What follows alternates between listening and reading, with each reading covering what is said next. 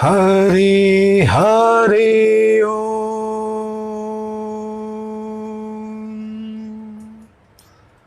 ओम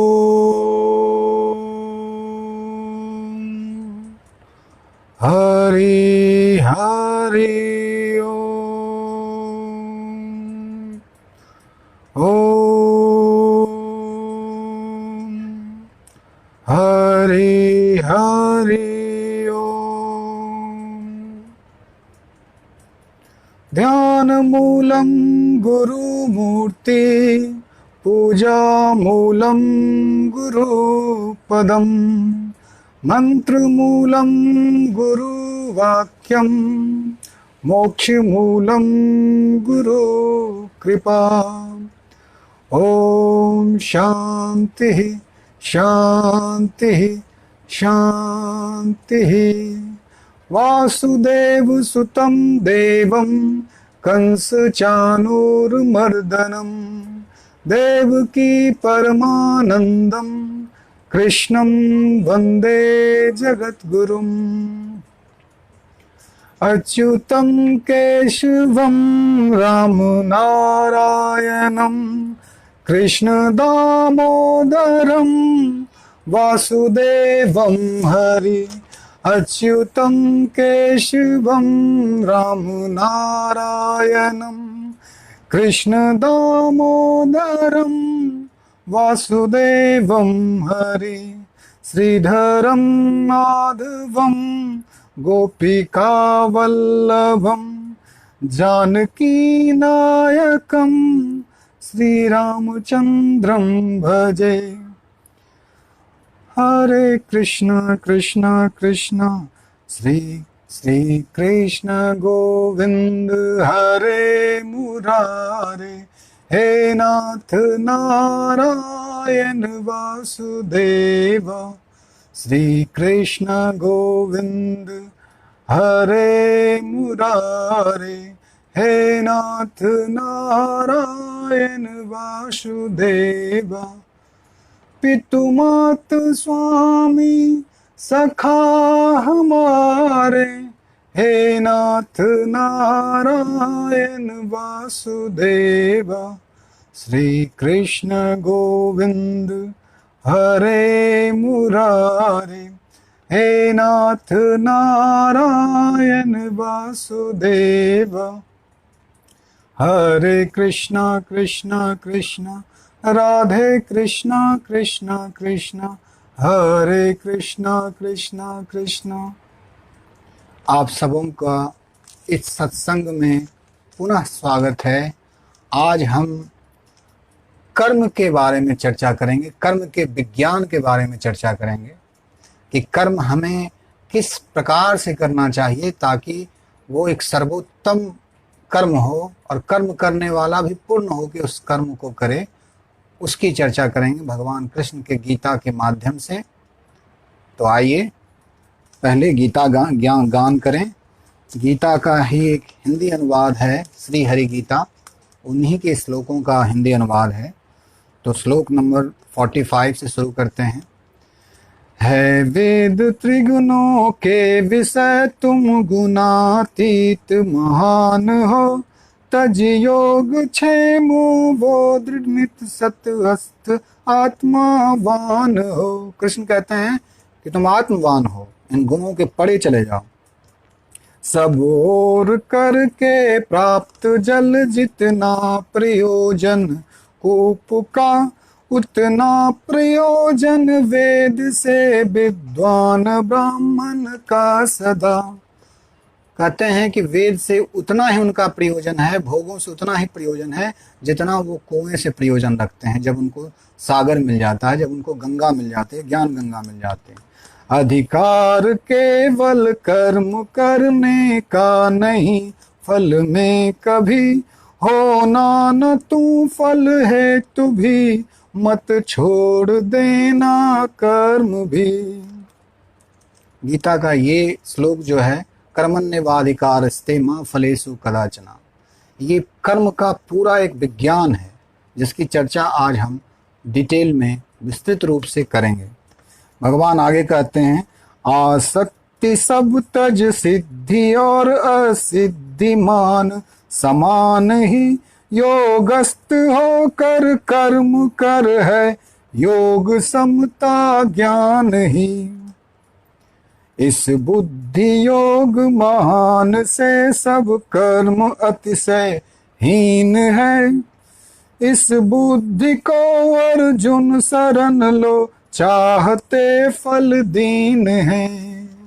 जो फल की चाह करते हैं, जो कामनाओं के पीछे जाते हैं, वो दीन व्यक्ति हैं, वो समाधिस्थ नहीं हैं, उनको समाधान प्राप्त नहीं हुआ है।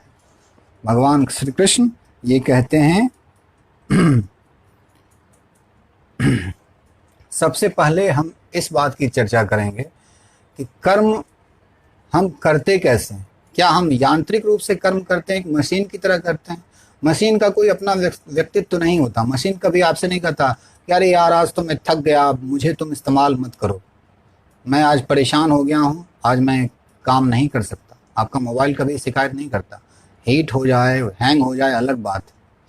तो अगर हम बेहोशी पूर्वक कर्म करते हैं तो वो कर्म ऐसे भी हमें कहीं पहुंचाने वाला नहीं।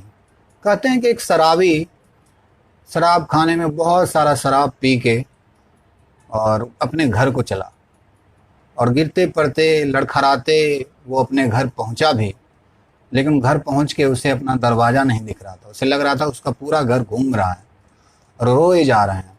पड़ोसी सब रात में सब सोए हुए थे, जगे, और जग के उससे पूछा कि भाई तुम रो क्यों रहे हो? कहा कि मुझे अपना घर घूमता हुआ दिख रहा है, कोई मेरे घर को रोको। ये मेरा घर है लेकिन मैं यहाँ पहुँच नहीं पा रहा हूँ। सारे लोगों ने समझाया कि तुम घर के पास ही हो। उसने कहा नहीं नहीं, घर है लेकिन ये घर घूम रहा है, मुझे अपने घर के अंदर जाना है। माँ मेरी गुस्सा करेगी, पत्नी मेरी गुस्सा करेगी, मैं इतना लेट हो गया। उसी में एक चतुर व्यक्ति था, उसने क्या किया, उस व्यक्ति को एक बैलगाड़ी में बिठाया और बैलगाड़ी के 2-3 चक्कर लगवाए, और 2-3 चक्कर लगवाने के बाद उसे उसके घर पे उतारा। कहा कि अब तुम घर पे आ गए हो, अब तुम घर में जा सकते हो। और घर में वो व्यक्ति प्रवेश किया।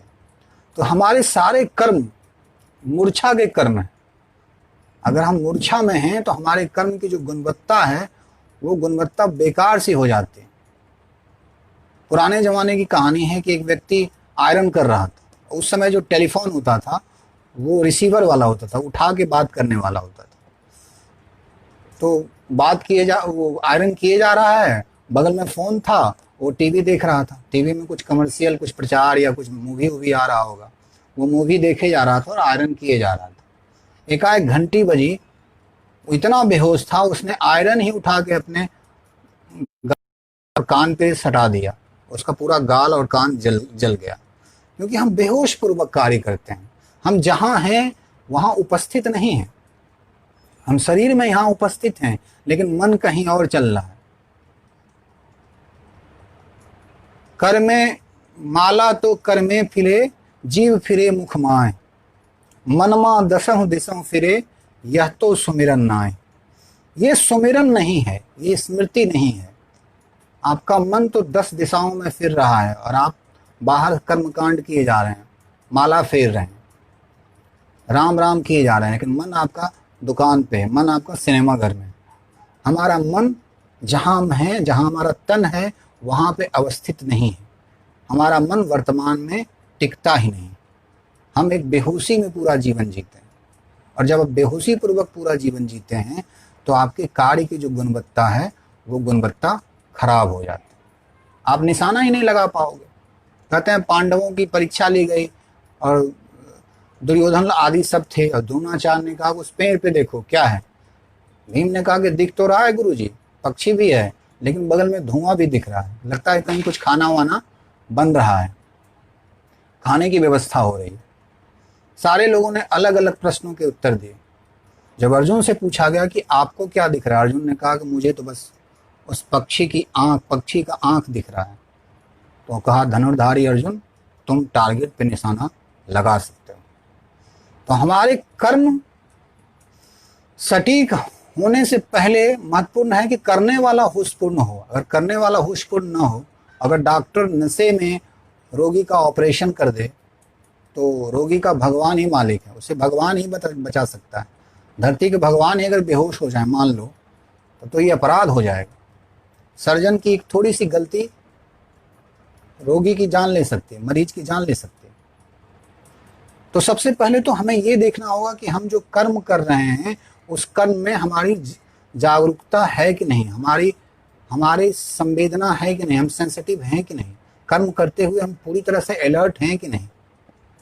अगर आप क्रिकेट खेलते हो, कभी खेले होगे जीवन में, क्रिकेट खेलते हो, अगर आप अलर्ट नहीं होते तो कोई भी बॉल आके आपको लग सकती है, चोट हो सकता है, आप बाउंसर नहीं झेल पाओगे, आपको बॉल की सारी मूवमेंट को देखना पड़ेगा। इसीलिए आज गेम का ज़्यादा प्रचार प्रसार है, लोग गेम खेलते हैं। क्यों?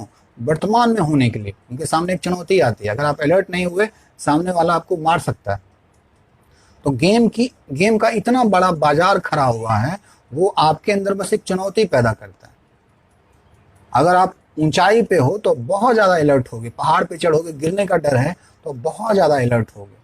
लेकिन अगर आप ज़मीन पे हो तो आप अलर्ट नहीं रहोगे, आप बड़ा रिलैक्स मूड में जा सकते हो। पहली बार आपने साइकिल चलाना सीखा होगा, बड़े अलर्ट होके आपने कोशिश की होगी कि मैं इसको सीखूं। जब एक बार सीख गए तो आप रिलैक्स हो गए, आप उसके प्रति अनकॉन्शियस हैं सारी प्रक्रिया के प्रति, फिर वो यांत्रिक तरीके से आप साइकिल को चला सकते हैं। कहते हैं जैन फकीर हुए और वो अवेयरनेस पे ही सारा कार्य करते थे। वो कहते अपने शिष्यों को कि मैं रात में तुम्हें बुलाऊंगा नाम लेके और तुम उठ जाना। और होता भी है, जब आप किसी शादी या समारोह में जाते हैं और एक साथ कई लोग सोए होते हैं, अगर आपका नाम विकास है और कोई बुलाता है कि विकास उठ जा, तो सारे लोगों को पता भी नहीं चलता, विकास को ही पता चलता है। कहीं ना कहीं हमारे अंदर कोई तत्व जो है वो चैतन्य है, वो जागा हुआ है। तो गुरु ने कहा कि मैं तुम्हें बुलाऊंगा और तुम उठ जाना, अगर नहीं उठे तो मैं तुम्हें लाठी से मारूंगा। जैन परंपरा थोड़ी अलग परंपरा थी, जापान की परंपरा है अलग परंपरा थी। वहाँ के गुरु थोड़ा कभी कभी हिंसक भी हो जाते थे शिष्य को जगाने के लिए, अलग तरीके थे उनसे। तो कहते हैं कि एक बार शिष्य बहुत ऊंचे पेड़ पे चढ़ा हुआ था, खजूर के पेड़ पे, और गुरु नीचे से कह रहे थे जरा संभल कर उतरना, संभल कर उतरना। शिष्य ने कहा हाँ मुझे पता है, मैं ऊंचाई पे हूँ, मुझे दिख रहा है, अगर मैं संभलूंगा नहीं तो मैं गिर सकता हूँ। और कहते हैं जब वो गुरु शिष्य नीचे आया, एकदम जमीन पे आने को था, तो गुरु ने कहा बेटा संभल के आना। तो कहा क्या बात करते हो, ऊपर जब मैं था तो आपने सिर्फ एक बार ही बोला कि संभल के आना, और अभी जब जमीन पे आ गया हूं तो अब संभलने की क्या जरूरत है। गुरु ने कहा कि अभी ही फिसलने का वक्त है, क्योंकि अभी तुम असावधान हो जाओगे, तुम सावधान नहीं रहोगे। इसलिए जीवन में जब भी आप कर्म करते हैं, कर्म के पहले एक चैतन्यता आपके जीवन में होनी चाहिए। बुद्ध आनंद के साथ एक जंगल में जा रहे थे, महात्मा बुद्ध एक गांव में उनको प्रवचन देने जाना था, और कहते हैं कि एक मक्खी आई और बुद्ध के नाक पे टिक गई, और कुछ देर के बाद वो निकल गए। बुद्ध ने उसको हटाया, लेकिन फिर बुद्ध ने दोबारा हटाने का अभिनय किया। आनंद ने कहा कि भंते आपने ऐसा क्यों किया। उन्होंने कहा कि वो जो मैंने हटाया था वो अनकॉन्शियस माइंड से हटाया था, यांत्रिक रूप से हटाया, अब मैं होश पूर्वक उसको हटा रहा हूँ।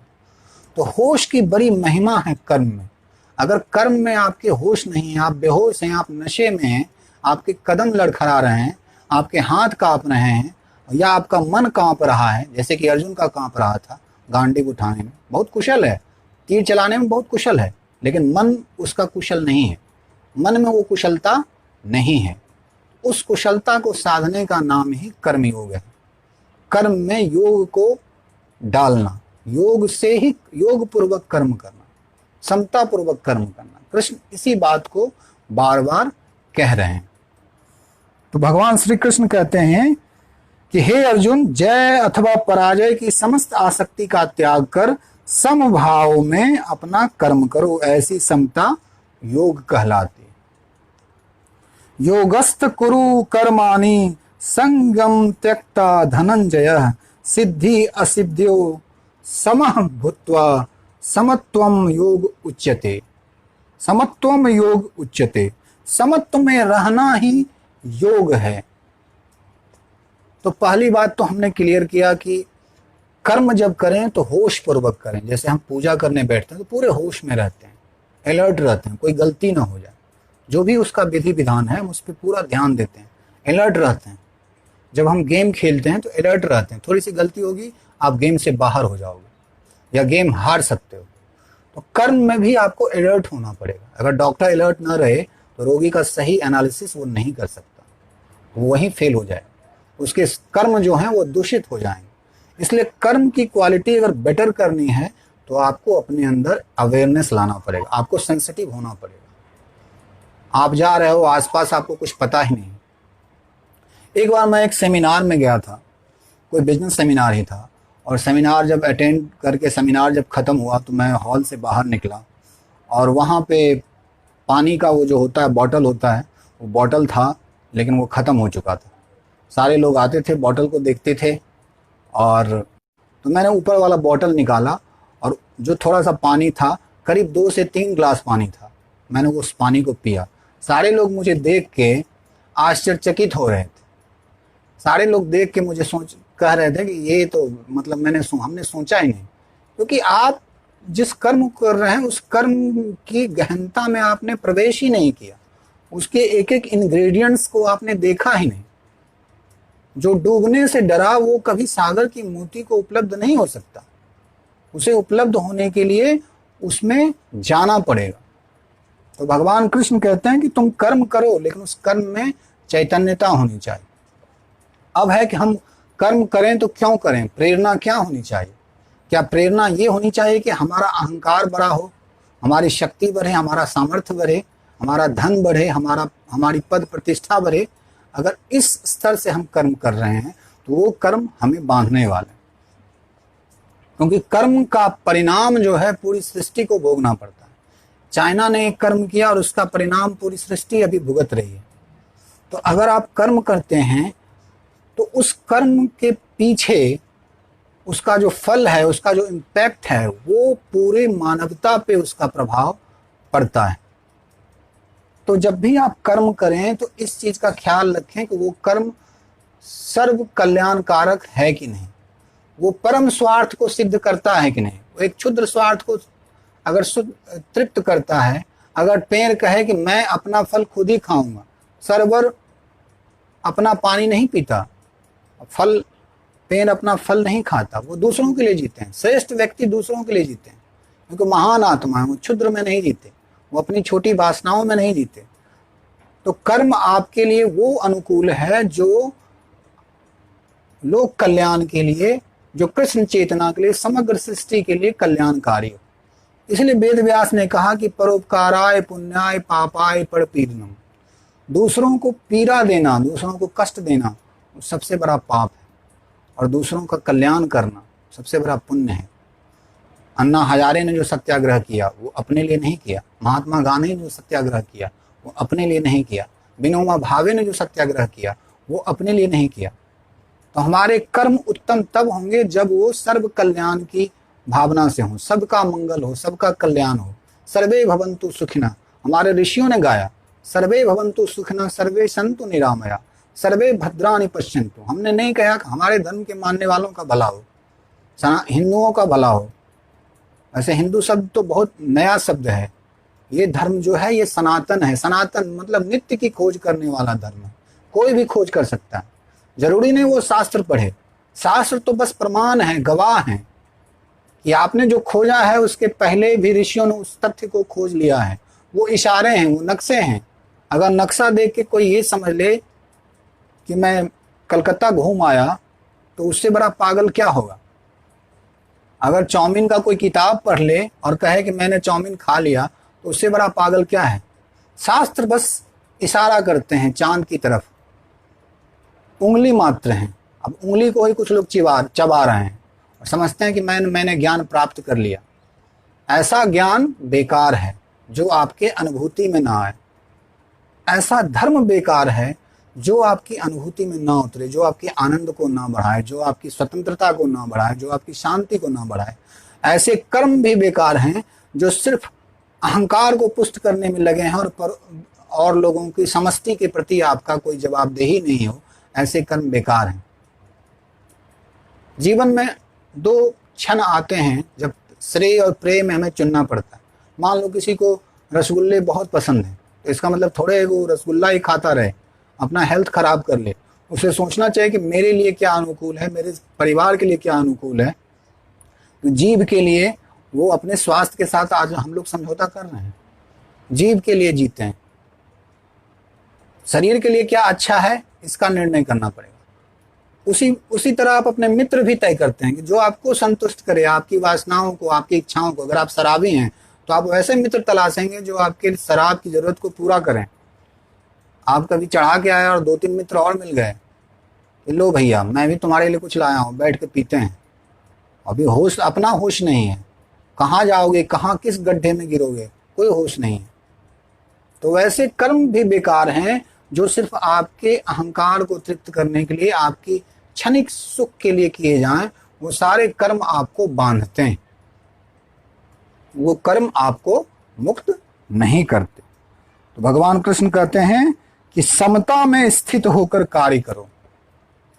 लाभ हानि, प्रॉफिट लॉस जो होता है, सुख दुख, जय पराजय, इन सारी चीजों से अलग होकर कार्य करो। अलग होकर तब आप कार्य कर सकते हो जब आप अपने आप को एक व्यक्ति की तरह नहीं देखते, तब जब आप अपने आप को एक चेतना की तरह देखते हैं, तब ना आपको अपने अपमान से लेना देना है, ना सम्मान से लेना देना। एक गांव की कथा है, पुराने समय की कथा है कि एक युवती ने एक साधु पे आरोप लगाया कि ये मेरे पुत्र के पिता हैं, और उस साधु का बड़ा सम्मान था। उस गांव में लोग बड़ा सम्मान देते थे उस साधु का। सारे लोग उसके दरवाजे पे पहुंचे, गांव वाले मौके में थे। अरे मैं जानता था ये साधु नहीं है, ये तो भ्रष्टाचारी है, दुराचारी है, और सब ने उसका घर जला दिया। साधु से पूछा भी नहीं कि आप सही में ये स्त्री जो आरोप लगा रही है ये सही है नहीं है। साधु ने भी कुछ नहीं बोला, साधु भी चुप रहा कि ठीक है। कहा कि होगा, ये बच्चा मेरा नहीं है, लेकिन इतना तो तय है कि परमात्मा ने इसे भेजा है, किसी न किसी का बच्चा तो है, और ये बच्चा है तो मेरे लिए भी उतना ही प्यारा है, क्योंकि परमात्मा की कृति है, मेरे लिए कोई भेद नहीं है। वो समझता था कि हो सकता है इस स्त्री की कोई चाल हो, औरत की कोई चाल हो।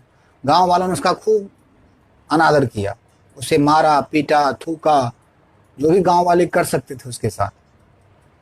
कहते हैं स्त्री को जब ये बात पता चली कि साधु ने उस चीज को स्वीकार भी कर लिया और उसे बचा भी लिया। जब उसका प्रेमी लौटा तो उस स्त्री ने कहा गांव वालों से, मुझे क्षमा करें, इस साधु का कोई दोष नहीं था, मेरा प्रेमी बाहर चला गया था, इसलिए मैंने बहाना बनाया, इस साधु पे आरोप मढ़ दिया।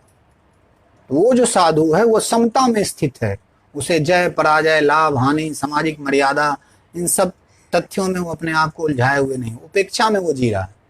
उसने कहा ईश्वर की ये भी मर्जी, यही सही। तो हमें अपने मन को उतना थोड़ी सी विफलता मिलती है, हम बड़े डिप्रेशन में आ जाते हैं, और डिप्रेशन में आते ही हम अपने आप को प्राकृतिक समाधि लेने की कोशिश करते हैं। कुछ लोग सुसाइड कर लेते हैं, कुछ लोग नशे में जाते हैं ताकि अपना मन जो उनका है एक तरह से स्टॉप हो जाए, काम करना बंद कर दे। मन शांत तो होता नहीं उनका, क्योंकि मन अशांत है, इच्छाओं का एक भंवर जाल उनके मन में घूम रहा है। तो वैसे व्यक्ति शराब में जाते हैं, ड्रग नशे करते हैं, ताकि कुछ देर के लिए ही सही उनका मन सो जाए। कहते हैं कोई डॉक्टर जब ऑपरेशन करता है तो कोशिश करता है रोगी को बेहोश कर देने की, क्योंकि जब होश होगा उसका बीपी बढ़ेगा, बहुत तरह की बातें हो सकती हैं, तो उसे एक तरह से बेहोशी में डाला जाता है ताकि वो शांत रहे। तो प्रकृति के द्वारा दिया गया जो समाधान है हमारे पास वो नींद है। इसीलिए जेल में अपराधियों को सोने नहीं दिया जाता, जब उनको टॉर्चर किया जाता है उनको जगाए रखा जाता है, क्योंकि नींद जो है वो आपको फ्रेश अप करती है, आपको एक तरह से रिफ्रेश करती है। जैसे कंप्यूटर होता है हैंग हो जाए या आप बहुत काम करते हैं तो आप उसको एक बार रीस्टार्ट करते हैं, वैसे ही नींद है हर व्यक्ति को रीस्टार्ट करती है। तो आप ताजा होते हैं, लेकिन वो एक प्राकृतिक घटना है। कृष्ण कहते हैं तुम्हें उस ढंग का समाधान नहीं चाहिए, उस ढंग की समता नहीं चाहिए जो तुम बेहोशी पूर्वक पाते हो। तुम्हें तो जागृत चित्त से वो समाधान चाहिए, समाधि चाहिए, अपनी समस्याओं का समाधान चाहिए। और समाधान कब होगा? जब तुम सुख दुख जो अहंकार की भाषा है इन दोनों से परे होकर उनको देखोगे, उनसे बाहर हो जाओ। कर्म का फल तुम्हें नहीं चाहिए, क्योंकि फल तुम्हारा है ही नहीं, फल में तो परमात्मा का योगदान है। कर्म तुमने किया, उसके बाद उसमें हवाएं हैं, उसमें प्रकाश है, लोगों का सहयोग है, कई तरह की बातें हैं। जब हम एक पेड़ लगाते हैं तो हम तो बीज रोप देते हैं, उसमें पानी डालते हैं, लेकिन वो पानी बाहर से आता है, वो धूप बाहर से आता है, उसमें अनंत का हाथ है। तो आपको एक कृतज्ञता होनी चाहिए कि ये जो कर्म का जो फल है वो मैं कृष्ण को समर्पित करता हूँ, उस प्रकृति को समर्पित करता हूँ। वो प्रकृति ही हमें इस कर्म की गुणवत्ता को सुधारने में मदद करेगी, तभी आपकी बुद्धि सम होगी, समता में होगी। कहते हैं कि बुद्धि दो ही मार्ग आपको दिखा सकती है। एक मार्ग जो हम लोग शिक्षित लोग, प्रोफेशनल लोग जिस मार्ग से चलते हैं, वो मार्ग है भोग का मार्ग। बुद्धि सिखाती है अहंकार के लिए क्या उपयोगी है, कौन सा शर्ट मेरे लिए उपयोगी होगा, कौन सा मोबाइल मेरे लिए उपयोगी होगा, कौन सा घर मेरे लिए एलईडी मेरे लिए इम्पॉर्टेंट होगा, टीवी कौन सा अच्छा लें। तो बुद्धि आपको भोग सिखाती है, वो आपको बाजार की तरफ ले जाती है। एक बुद्धि वो भी है, लेकिन वो बुद्धि निश्चयात्मक बुद्धि नहीं है, वो हमेशा अनिर्णय में होती है, डामाडोल होती है। बुद्धि तो अर्जुन के पास भी थी, और उसी बुद्धि से वो कांप रहा था, कह रहा था कि मैं गांडीव नहीं उठाऊंगा, मैं युद्ध नहीं करूंगा। मेरी बुद्धि कहती है ये सब लालची हैं, इनके चक्कर में मैं अपना धर्म क्यों भ्रष्ट करूं, मैं भिक्षा मांग लूंगा लेकिन युद्ध नहीं करूंगा। एक बुद्धि तो आपको भोग की तरफ ले जाती है, और एक बुद्धि आपको योग की तरफ ले जाती है, आपको समता की तरफ ले जाती है। वो बुद्धि खोलती है विवेक का द्वार। इसीलिए नरेंद्र विवेकानंद बन गए, क्योंकि वो विवेक की तरफ उनकी गति है। हमारी सारी गति जो है बुद्धि की गति है। इसलिए हम लोग अपने आप को बुद्धिजीवी कहते हैं, बुद्धि की जीविका खाते हैं। लोग कहते हैं अरे बुद्धि है तो तुम कमा लोगे, बुद्धि की कमाई खाते हैं, कौशल की कमाई खाते हैं। तो बुद्धि आपको या तो भोग में ले जाएगी या योग में ले जाएगी। अगर परम बुद्धि है तो आपको परम की तरफ ले जाएगी, और अगर क्षुद्र बुद्धि है, देहात्म बुद्धि है, आपकी देह में ही आसक्ति है, एक झूठे इमेज जो आपने अपना बनाया है उसमें आसक्ति है, तो वो आपको भोगों में ले जाएगी, संघर्ष में ले जाएगी, युद्ध में ले जाएगी, तनाव में ले जाएगी। तो बुद्धि को योग की तरफ लेके जाना होगा। जब तक आप बुद्धि को योग की तरफ नहीं ले जाएंगे, आप समता को उपलब्ध नहीं होंगे। समता मतलब एक बैलेंस, लाइफ में बैलेंस होना चाहिए। जैसे आप कोई मैथ पढ़ते हो तो दिमाग आपका, लॉजिकल माइंड आपका काम करता है और आप थक जाते हो, तब आप बैलेंस के लिए कुछ ऐसा सब्जेक्ट पढ़ते हो जो आपको थोड़ा सा क्रिएटिव फील्ड आपका जो है, रचनात्मक कार्य जो है, उसमें आपका ब्रेन काम करे। एक संगीत जैसी व्यवस्था होती है। आपने देखा होगा बहुत से सर्कस में रोप पे चलने वाले जो होते हैं, नट होते हैं, वो कैसे बैलेंस करते हैं। एक बड़ा सा पोल ले लेते हैं और अपने आप को बैलेंस करते हैं। जिधर गिरने लगते हैं उसके ठीक विपरीत वो हो जाते हैं, फिर गिरने लगते हैं, ठीक विपरीत हो जाते हैं, और इस तरह से रस्सी को वो पार कर जाते हैं। तो वो बैलेंस आपको अपने जीवन में लाना होगा। वो बैलेंस कब आएगा?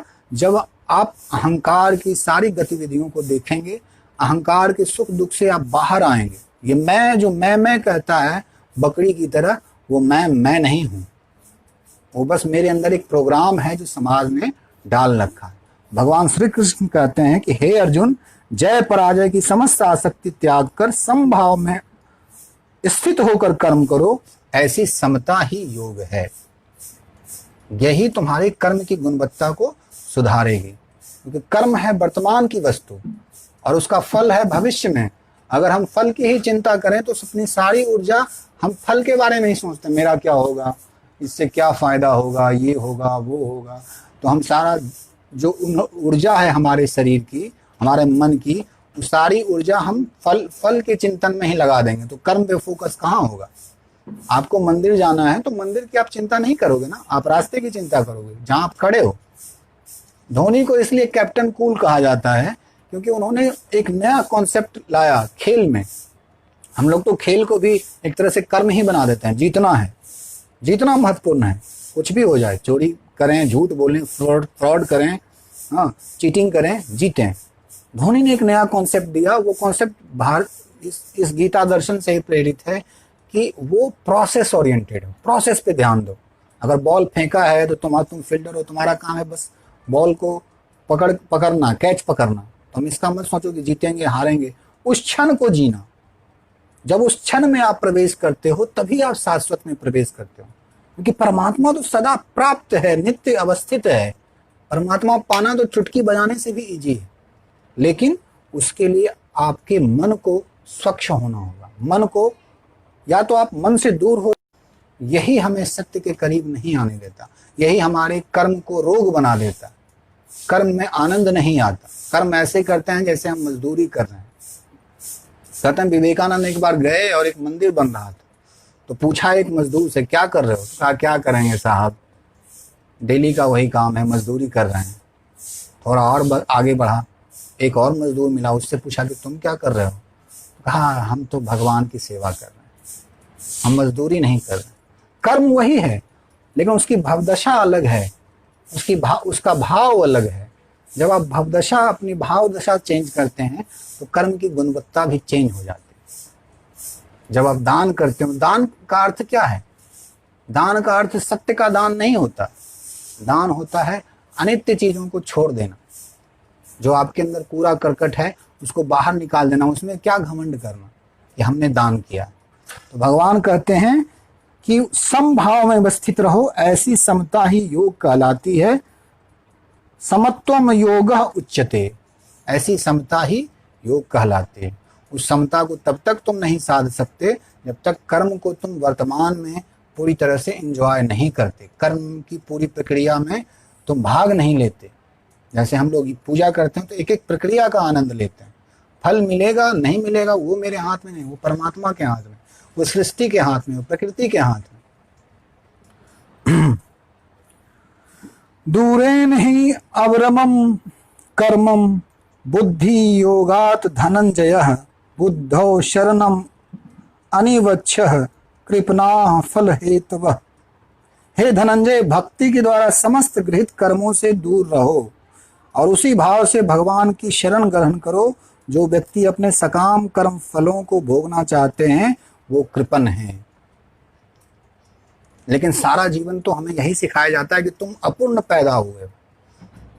माँ बाप ने आपको एक नाम दिया, जाति दी, धर्म दिया, समाज दिया, देश दिया, वो सारी आइडेंटिटी आप अपने साथ लेके दिमाग में घूमते रहते हो।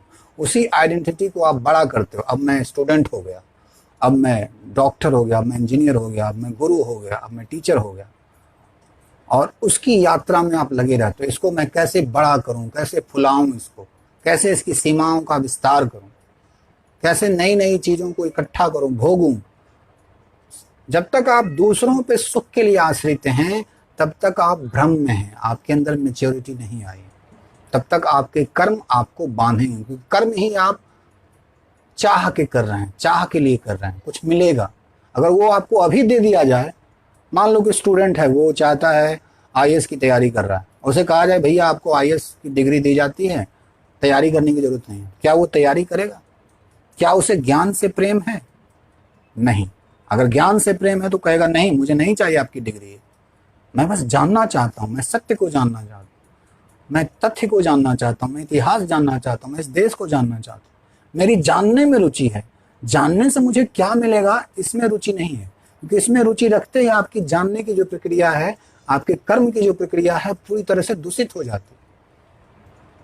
अगर आम रोपोगे तो निश्चित तौर पे उससे आम ही होगा। संभावना है, 99% संभावना है कि वो आम ही होगा, अगर प्रकृति साथ दे तो, क्योंकि उसमें प्रकृति की भी भूमिका है। हम समझते हैं कि मैंने कर्म किया, मेरा किया हुआ है। आप क्या कर्म करोगे?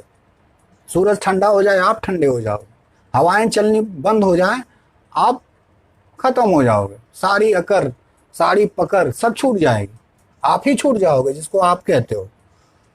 कृष्ण कहते हैं कि समभाव में अवस्थित हो, उन भोगों से दूर रहो और भगवान की शरण ग्रहण करो। भगवान की शरण मतलब इस प्रकृति की शरण ग्रहण। अगर भगवान को लोग नहीं मानते हैं, लोग बहुत लोग ऐसे भी हैं जो भगवान को नहीं मानते, तो भाई आप प्रकृति की शरण रखो। प्रकृति माँ है, उसी ने सब कुछ सृजित किया है।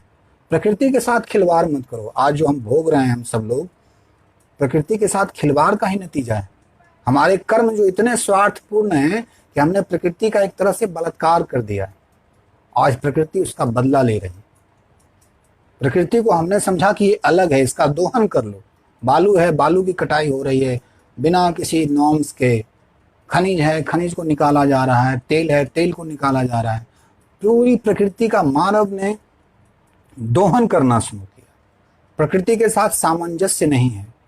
तो कृष्ण कहते हैं कि पहले अपने प्रकृति के साथ सामंजस्य बिठाओ, तभी आपकी कर्म में गुणवत्ता आएगी, तभी आप योग साध सकोगे, समता में अवस्थित रहोगे। क्योंकि आपके कर्म जो हैं अहंकार से प्रेरित नहीं हैं। आपके कर्म जो हैं बहुजन हिताय बहुजन सुखाय से प्रेरित हैं। सारे नेता भी ऐसा ही दावा करते हैं कि मैं जो कर रहा हूँ समाज के लिए कर रहा हूँ, अपने लिए कहाँ कर रहा हूँ। एक नेता मंच पे भाषण दे रहे थे, मैं जो कुछ भी करता हूँ इस देश के लिए करता हूँ, मैंने अपना सारा जीवन देश के लिए लगाया है। हर बात में वो देश देश देश की बात करते थे। जब मंच से नीचे उतरे तो उनके सेक्रेटरी ने कहा कि सर आप तो आज पूरी देशभक्ति में हैं। कहा बेवकूफ़ कहीं का, तुमको पता नहीं कि मेरे बेटे का नाम देश है। तो ये तो मजाक हुआ।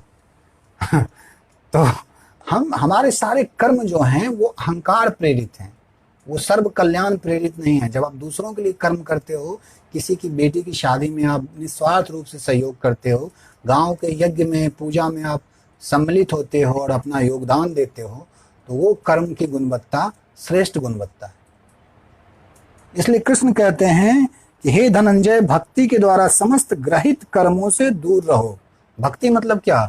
सनातन को पकड़ना, वैसे फल को पकड़ना जो सनातन है, नित्य है, जो अभी भी है।